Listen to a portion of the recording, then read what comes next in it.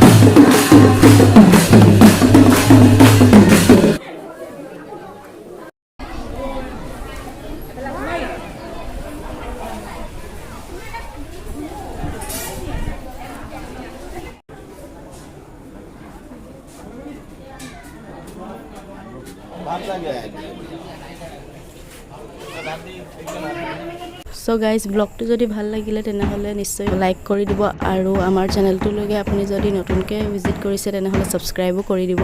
So guys ব্লগটো চাই থকাৰ বাবে অশেষ ধন্যবাদ।